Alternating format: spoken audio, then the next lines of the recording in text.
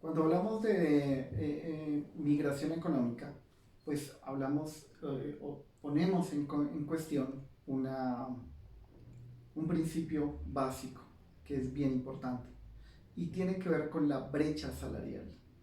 Y es, yo migro por razones económicas porque esencialmente creo que el lugar o que en el lugar hacia el que voy las condiciones económicas son mejores que las de mi lugar de origen. ¿Mm? Independiente de que la situación política de mi país sea buena, regular o mala. Yo puedo vivir en un país con relativa calma y con relativa paz, pero si las condiciones económicas de este lugar no son las mejores, me voy a ir. ¿Mm? Vamos a suponer una cosa muy simple, hacer un cálculo básico. Tiene que ver con el pago por hora que tenemos en Colombia frente al que tenemos en una ciudad como Nueva York o como Berna en Suiza. Y es que si cogemos el salario colombiano, el salario mínimo, que son 970.000 pesos, y lo dividimos en los días y las horas trabajadas, un colombiano por hora se gana un poco más de $1. Eh, digamos que se gana 4.500 pesos, un poquito más de $1 con el precio de hoy. ¿Cuánto se gana por hora haciendo un trabajo miserable en Nueva York o en Berna? Vamos a suponer que está lavando los baños o preparando el café en un banco en Suiza, en Berna. $20, $30 por hora. Simple, se está ganando 20 o 30 veces, incluso si fueran $5, 5 veces más que lo que se ganaría por hora en Colombia. Eso ya inmediatamente cambia la perspectiva. Si bien, claro, la vida en estos países es más cara, no va a ser tan cara como para que le quite todas las posibilidades de ahorro y no le permita suponer que va a vivir mejor con más dólares en el bolsillo. Esta es una situación muy simple. Mientras la brecha salarial entre los países se mantenga, será escasa la disminución de la diáspora. Mientras siga habiendo países que son notoriamente más ricos que otros, la diáspora se va a mantener.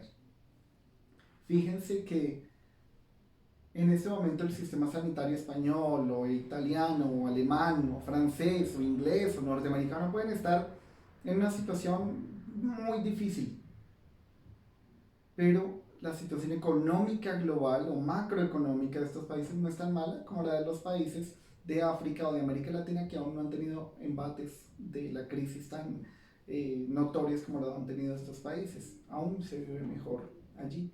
Eso es importante tenerlo en cuenta. Mientras la brecha salarial de esa manera tan enorme, mientras siga habiendo países mucho más ricos que otros, pues la posibilidad de que la diáspora disminuya es mínima o inexistente. Mientras las condiciones entre países ricos sobre países pobres se mantengan, las diásporas además se acumularán unas sobre otras en varias generaciones. Esto es importantísimo. ¿Por qué? Porque la diáspora no se resuelve en una sola generación. No es solamente mis amigos del conjunto que se fueron para Estados Unidos. Son los tíos de mis amigos que estaban ya allí y los tíos de los tíos de los tíos de esos amigos. Entonces fácilmente tengo 4 generaciones de migración entre países porque la brecha salarial se mantiene. No, fíjense ustedes que muchos colombianos que hoy viven en los Estados Unidos se fueron en los años 60, otros se fueron en los 70, otros se fueron en la década siguiente y muchos se fueron en la década de los 90. ¿Eso qué me está diciendo? Que la situación económica en Colombia y la brecha salarial entre el colombiano promedio y el norteamericano promedio nunca se resolvió, sino que allí han seguido siendo cada vez más ricos y teniendo un nivel de vida mejor que en Colombia. Mientras esto no se elimine, no se reduzca, pues la brecha, la diáspora no va a disminuir. Y si eso lo ponemos en Colombia, en Venezuela, en México, pues se hace más notorio. ¿Hace cuánto llegó Chávez al poder? ¿20 años? Ha pasado apenas una generación. una generación. Si el problema no lo resolvemos ahorita, van a ser 2 generaciones perdidas. En este momento, incluso se habla de que por la crisis económica derivada del COVID-19, América Latina enfrentará una generación completa perdida. ¿Hacia dónde va esto? A que probablemente la generación que viene detrás de ustedes no tenga empleo, no tenga posibilidades. ¿Mm? Esa es una generación perdida. Y eso sí que implica pérdidas y dolor para una nación. ¿Cómo vamos a parar la migración si las situaciones no se corrigen? Estamos en la coyuntura, estamos en el momento de arreglar las cosas.